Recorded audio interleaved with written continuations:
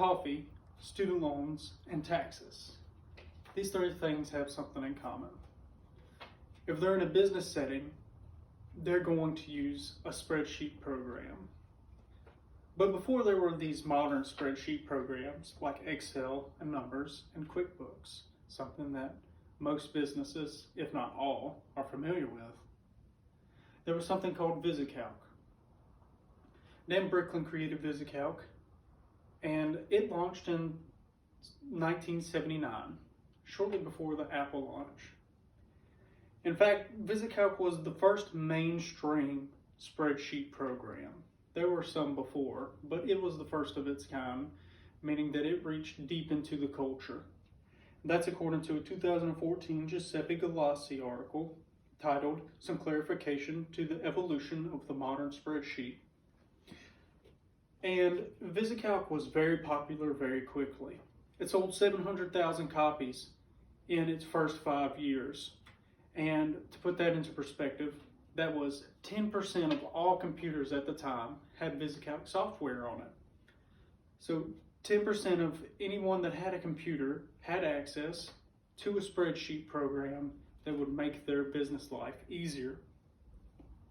And it was basically the grandfather of our modern spreadsheet programs that's used in business or it's used in personal budgets.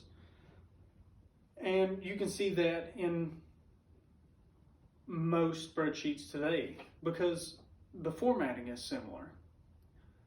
Bricklin had an idea, and it would be your rows and your columns, and then those rows and columns would intersect and you'd number them, and you would put your data into different cells that those rows and columns created. It'll allow you to keep up with your data easier, allow you to put in formulas, and that technology is still used today. And according to a 1986 interview transcribed by programmersatwork.com in 2010, Dan Bricklin describes the ABC and the 1 through 3 and how important that was to getting the spreadsheet program to work in the way that he wanted it to. And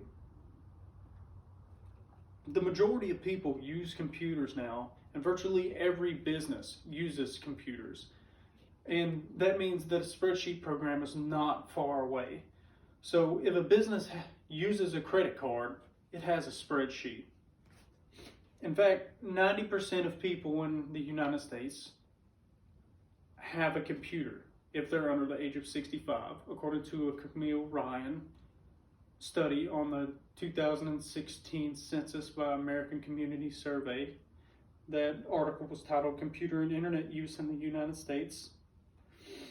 And to go even further, the preferred brand for people in higher education is Apple. That's according to a Mike Hansen article written in 2019 for Tech Radar that is appropriately named 71% of people who are college students prefer Mac over PC if they can afford it.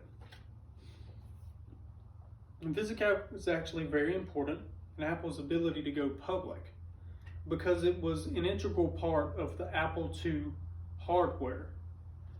And Angelique Richardson, a 2008 article for the Library of Congress titled "This Month in Business History," Apple went public in 1980, the year after VisiCalc's inception. And it's inferred that VisiCalc was one of the most important reasons for Apple's launching. And you can see that today in the Numbers app for Apple. But speaking of successful businesses, the vast majority of businesses use spreadsheet technology. And Bricklin's VisiCalc pushed that forward. It was meant to update an antiquated system of calculation for businesses. It would allow people to take their taxes, their sales, their revenues, their profits, their losses, and they would be able to put these into a spreadsheet that was easily digestible. And his dream worked. In modernity, it's almost unheard of to be spreadsheet free in a business. That means that every business, ranging from a technology business to anything in the education field, including student registrar or the campus coffee shop, all of them are going to have some sort of spreadsheet program to keep track of virtually everything that a business does.